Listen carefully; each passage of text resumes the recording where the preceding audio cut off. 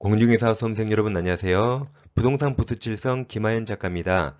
우리 합격을 위한 긴 여정을 김하연 작가의 동영 모의고사와 함께 100점의 꽃을 피우자 동백꽃 강의를 시작하겠습니다. 학습 자료는 네이버 밴드에 올려드리고 있습니다. 여기서 문제를 출력하셔서 미리 풀어보세요. 이 시간엔 동백꽃의 4회째 1강을 시작하겠습니다. 먼저 구독, 좋아요 꼭꼭 누르고 시작해주세요. 이 시간엔 동영 모의고사 4회인데 문제가 엄청 어려웠죠. 아마 우리 시험이 가장 어렵다고 가정할 때 이보다 더 쉽게 나올 겁니다. 그래서 아무튼 제일 어려운 걸 가정해서 한번 출제해봤고, 이 사회는 다른 민법시험, 감정평가사, 공인노무사 등등 변리사, 다른 민법시험 기출문제 중에 어려운 문제를 좀 구성했습니다. 그래서 아마 여러분들이 이 점수에서 한 10점을 더하시면 여러분 점수라고 생각하면 됩니다. 아무튼 결과에 너무 연연하지 마세요. 가장 어려운 걸 가정해서 출제한 겁니다. 이 시간에는 41번, 50번 1문제를 공부하겠습니다. 자, 41번 설렁금 풍속 기타 사회질서에 위반한다는 이유로 무효 또는 일부 무효로 되는 법률행위가 아닌 겁니다. 그 가로 열고 다툼이 있으면 판례에 따름 이런 말은 뭐 신경 쓸 필요 없습니다. 예전에 말씀드렸지만 우리 시험은 판례와 법조문만 나옵니다. 가로는 그냥 출제자가 보는 거예요. 출제자가 오답 11을 피하게 쓴 거지 뭐 우리 보라고 한 거 아닙니다. 그럼 1번 어떤 일이 있어도 이혼하지 않겠다는 약정 이건 무효입니다. 이런 말 부부간에 마음대로 하세요. 무효라 이혼할 수 있어요. 2번 과도한 유약벌은 우리 시험범위 아닙니다. 3번은 중요하죠. 자, 민사사건 동남쳐요. 민사사건에 관해서 변호사와 체결한 성공무사 약정은 이게 103조무가 아니죠. 민사사건은 뭐 깜빵이 갈 일 없거든요. 의뢰인이 돌조라 있으니까 이때 약정 유효. 반면 형사사건은 깜빵에 가 있거나 깜빵에 갈 수 있거든요. 꺼내줄게 5천만원 내놔. 구할 사람 없죠. 이 쫄아 있는 걸 이용해서 한 약정이라 그게 103조 무효. 그래서 이건 유효입니다. 자, 4번은 첫 계약 나왔죠. 그럼 첫 계약을 시작합니까? 끝냅니까? 시작하면 무효, 끝낼 때 하면 유효. 첫 계약을 시작하죠. 이게 나올 때만 혼동하는데 오늘 명확히 기억합니다. 자, 보세요. 4번. 부척관계 종료를 해지 조건 동그라미 씁니다. 소멸 조건. 이게 효력 소멸 조건이죠. 조건으로 하는 다음 증여 동그라미. 증여가 법률행위라 증여에서 해제 조건으로 화살표. 그럼 지금 주는데 해제 조건은 증여 효력이 소멸하는 거라 해제 조건에 씁니다. 다시 내놔. 증여했다가 소멸하니까 다시 내놔 그 말입니다. 그래서 해지 조건 여기서 다시 내놔. 그럼 첫 계약 시작하는 거죠. 첩을 꼬시려면 뭔가를 증여해야겠죠. 그래서 지금은 주는데 나중에 너랑 나랑 부천관계 끝나면 다시 내놔 해서 첫 계약 시작하니까 무효입니다. 5번 보험사고 가장은 당연히 무효죠. 답은 3번입니다. 42번 불공정한 법률행위 설명 옳지 않은 겁니다. 1번 법률행위가 대리인을 왜 생해진 경우 궁박본이 맞았죠? 나머지 대리. 2번 불공정한 법률행위 무효는 절대적 무효라 선의 3자에게 대항할 수 있다죠. 우리 시험 범위에 상대적 무효 딱 두 개예요. 비통, 비진이 표시, 통용의 표시. 얘가 상대적 무효고 원칙 다 절대적 무효라 선의 3자에게 대항할 수 있습니다. 3번 불공정한 법률행위 무효는 원칙적으로 추인 동그라미 추인될 수 없죠. 반면 전환은 가능하다. 4번 경매 동그라미 경매는 법률행위가 아니죠. 법률 규정이라 104조 무효 주장할 수 없습니다. 5번 매매계약이 불공정한 법률행위에 해당하여 무효인 경우 특별한 사정이 없는 한 그 계약에 관한 그 다음 부재소 합의 나왔죠. 소가 소를 제기하지 않기로 했다. 다시 부재소 합의가 소를 제기하지 않기로 합의한 겁니다. 그럼 104조 무효는 당연히 무효라고 소송 제기할 수 있어야 되죠. 따라서 이 부재소 합의도 당연히 무효가 됩니다. 결국 소 제기할 수 있다. 정답은 2번입니다. 423번 의사표시 효력 발생 설명 옳지 않은 겁니다. 1번 의사표시 도달이란 상대방이 그 내용을 안 거 틀렸죠. 알지 못해도 알 수 있는 객관적 상태에 놓인 때 그게 도달입니다. 2번 의사표시 부도를 위한 불이익은 표의자 동그라미 도달주의 원칙상 표의자가 부담합니다. 3번 도달주의 원칙을 정하는 민법 111조는 자 임의규정 동그라미죠. 임의규정이므로 당사자의 약정으로 달리 정할 수 있죠. 약정이 없으면 도달주의, 약정이 있으면 그에 따른다. 자 4번 특이합니다. 매매계약 자 승낙 동그라미 항상 우리 시험은 청약으로 나오는데 여기 승낙이에요. 승낙 의사표시를 발송한 후 다음 승낙자 동그라미. 그럼 승낙자는 표의자입니까? 상대방입니까? 표의자죠. 앞에 승낙의 동그라미 쳤으니까. 승낙자에 씁니다. 표의자, 의사표시자. 표의자가 사망하였다 하더라도 그대로 유효죠. 그 의사표시가 이제 청약자 동그라미 씁니다. 상대방, 의사표시의 상대방. 청약자에게 정상적 도달했다면 매매는 유효합니다. 5번 제한 능력자는 원칙적으로 의사표시 수령 무능력자죠. 답은 1번입니다. 자, 이어서 통정허위 표시를 잠깐 공부하겠습니다. 108조 1항 상대방과 통정한 허위 의사표시는 무효로 한다. 당사자는 언제나 무효죠. 2항에서 전항 의사표시 무효는 선입니까? 선임 무과실입니까? 선의 3자에게 대항하지 못하는 상대적 무효입니다. 허위 표시가 가정행위고 이건 무효인데 이 무효 가지고 선의 3자에게 대항을 썼습니다. 그 선의는 과실도 포함되니까 과실이 있어도 보호된다. 다음 이 시간에는 허위 표시 3자를 한 번 더 명확히 공부하겠습니다. 그럼 허위 표시 3자란 허위 표시가 먼저 있고 그를 통해서 새로운 이해관계 맺은 자를 말합니다. 허위 표시 후에 있어야 돼요. 그래서 허위 표시가 있다면 이로 인해서 그 후에 나온 자가 제3자고 그 전에 나온 사람은 제3자 아니다. 시간적으로 후입니다. 그래서 갑부동사를 을과 가장매매에서 등기합니다. 그럼 무효가 되죠. 근데 우리 이 병에게 다시 팔았다. 그럼 이 병은 가장매매의 후에 나왔죠. 그러니까 제3자입니다. 제3자니까 이제 선이면 보호되고 악이면 보호되지 않습니다. 아무튼 제3자 맞아요. 다음 이 을 등기에 병이 저당권 설정했다. 그럼 얘도 제3자죠. 가장매매 오른쪽 후에 나와서 제3자. 그럼 선이면 저당권 보호되고 악이면 보호되지 않습니다. 이렇게 허위 표시 3자는 허위 표시 통해서 시간적 후에 나온 자. 자, 그럼 갑과 을이 가장 채권이 있어요. 가차 채권. 근데 을이 파산당했네요. 그럼 을에 대한 채권자들, 파산 채권자들이 있는데 이 파산 채권자를 위해서 을 재산을 관리하는 파산 관제인이 선임됩니다. 그럼 얘는 가장 채권과 무관한 제3자가 맞습니다. 그럼 얘가 선이면 보호되고 악이면 보호 안 되는데 그럼 선인가 악인가는 파산 채권자를 기준으로 판단합니다. 왜냐하면 이 병이라는 파산 관제인은 결국 파산 채권자를 위한 사람이라 이 파산 채권자를 기준으로 병의 선이 악의를 판단합니다. 그럼 지금부터는 외우셔야 돼요. 판례가 특별한 논리가 없이 그냥 자기 마음대로 판결한 겁니다. 자, 그럼 파산 채권자가 10명이라면 그 중에 단 한 명만 선이라도 병선입니다. 그래서 파산 채권자 중에 전부 악이어야 병도 악이고 단 한 명이라도 악의가 되지 않는 한 병도 선입니다. 그래서 이제 외워요. 파산관제인은 선이 제3자입니다. 파산관제인 5글자죠. 선이 제3자 5글자. 5글자죠? 그러니까 어떤 분이 악의 3자도 5글자인데요. 그러더라고요. 그럼 파산, 시옷, 파산, 시옷자죠. 그러니까 선이 시옷. 외우세요. 파산관제인 선이 제3자 이렇게 논리가 없으니까 외우셔야 됩니다. 그 다음 허위표시 제3자 아닌 자를 우리가 대표적으로 3명이 의미합니다. 먼저 제3자를 이해한 계약의 제3자 수익자 이게 우리 시험의 정답으로 제일 많이 나오고 대리인이나 본인이나 그놈이라 제3자 아니다. 다음 상속인도 마찬가지. 가장맘의 매수인이 아버지고 선이 상속인이 있다면 상속인은 아버지 매수인과 똑같은 사람이라 제3자 아니다. 그래서 이렇게 옵니다. 제3자의 3대는 속하지 않는다. 다시 제3자의 3대는 속하지 않는다. 여보세요. 3자를 위한 계약 3자 수익자 대리의 본인 상속인.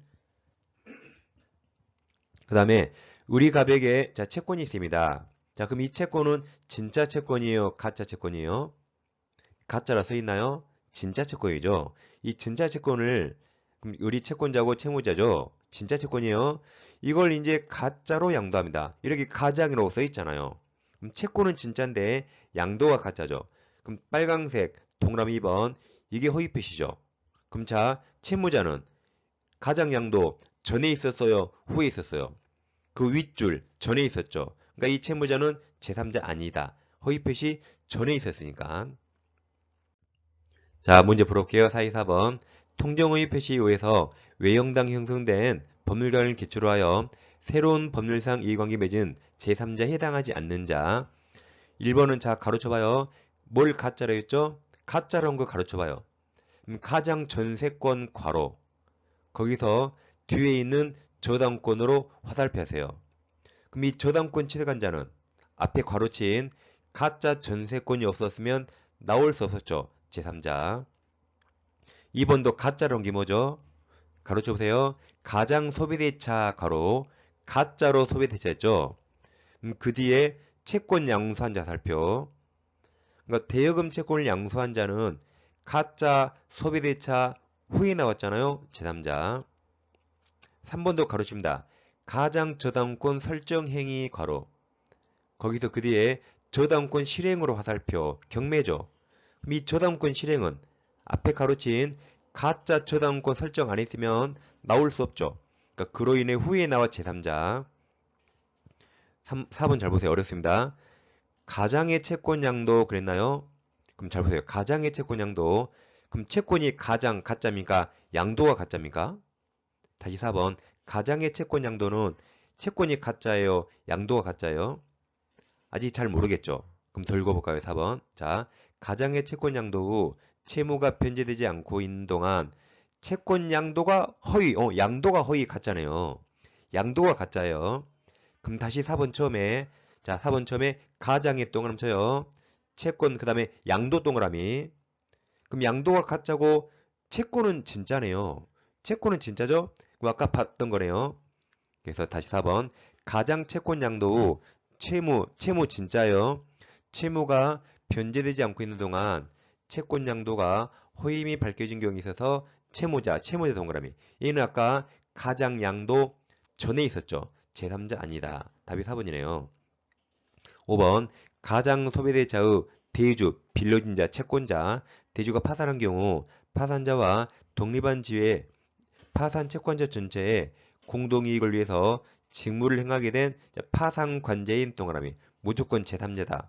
그 중에 채권자 전원이 악의가 되지 않는 한 선의 제3자. 이었죠? 정답은 5번입니다. 자, 이어서 착오를 잠깐 보겠습니다. 자, 사기를 당해서 착오에 빠지면 둘 중에 하나 선택할 수 있죠. 사기 취소도 할 수 있고 착오 취소도 할 수 있다. 원칙 선택 가능합니다. 원칙 선택할 수 있는데 아래는 예외적입니다. 외우셔야 돼요. 어떤 사람이 신호보증 서류에 서명한다는 의사였는데 잘못해서 연대보증 서면에 표시 서명했습니다. 우리가 지금 비정상적 의사표시가 비통착사가 있는데 비통착은 의사표시가 불일치고 사기강박은 하자가 있지만 일치한 거죠. 그럼 지금 신원보증 의사와 연대보증 표시가 불일치하니까 불일치로 가서 이건 착오 취소 여부를 따집니다. 일치로 올 수 없죠? 애초에 사기가 될 수 없다.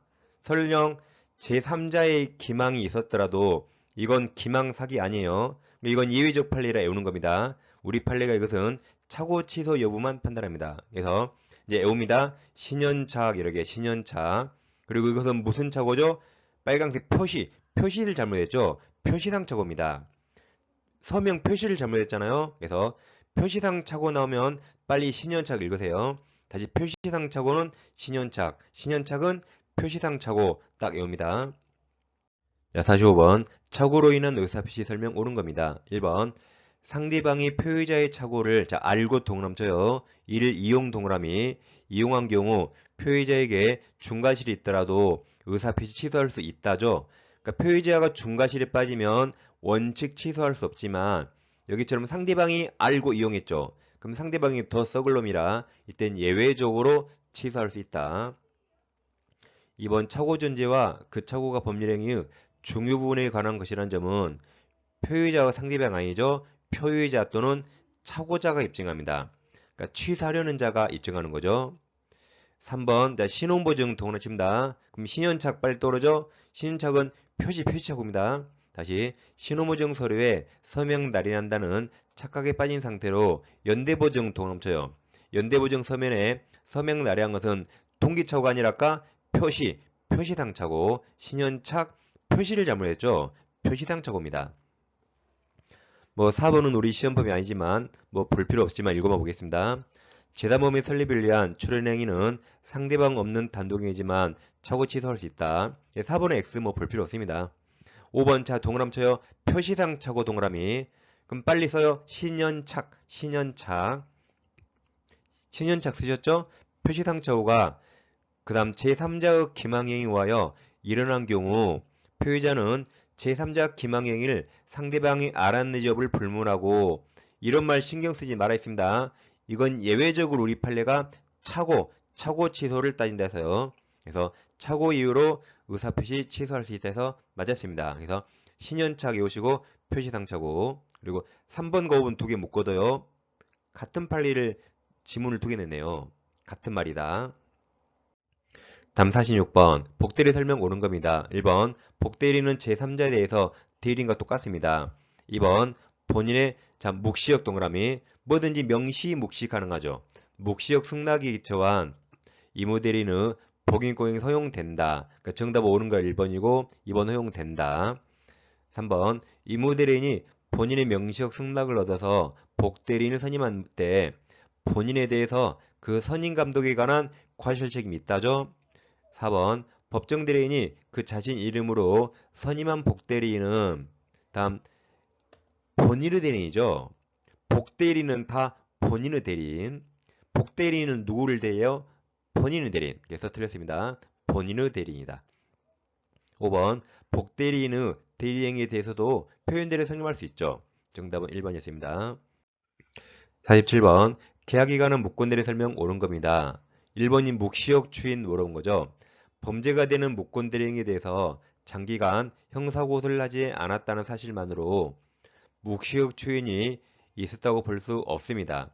그러니까 묵시적은 행동이에요. 그러니까 추인하면 무권대리를 이행하는 거죠. 그래서 여기서 무권대리의 묵시적 추인은 무권대리 행위를 이행할 듯한 움직임이 있어야 돼요. 일단 움직여야 돼요. 그럼 여기는 움직였어요. 장기간 형사고소하지 않고 팔짱 끼고 있어요. 장기간 팔짱 끼고 있죠. 움직임이 없으니까 이건 애초에 묵시적 추인이 아닙니다. 묵시적 움직여야 돼요. 움직임. 액션이 있어야 됩니다.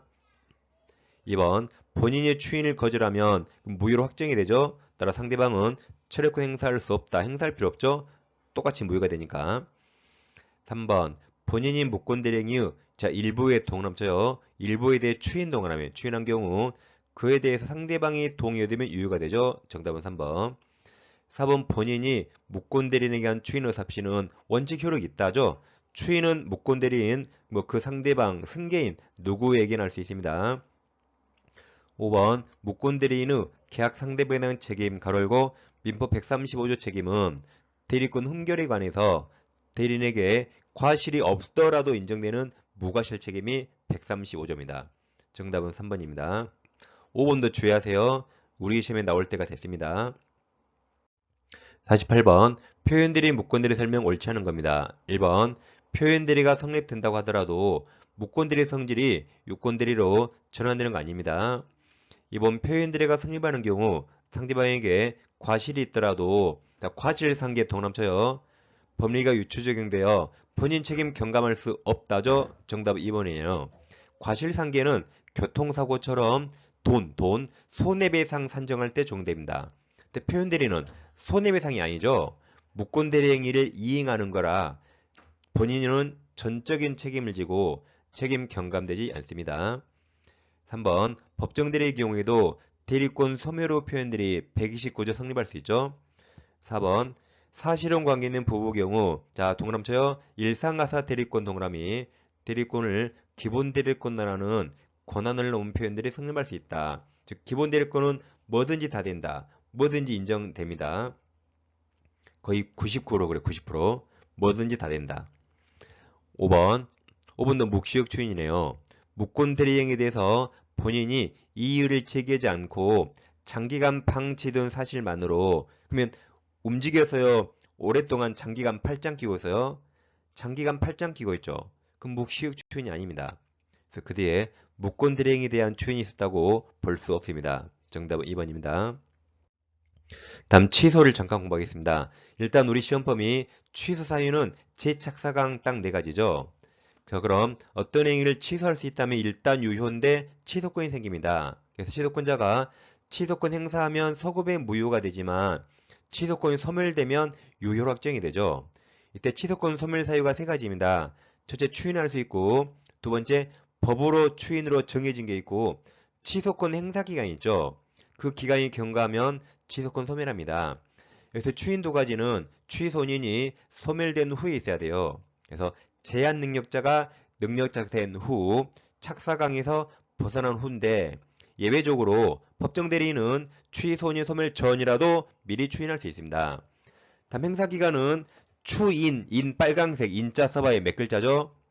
인자 써봐요. 1, 2, 3이라 3년 내에 법률행위 한 날은 법자가 몇 글자예요?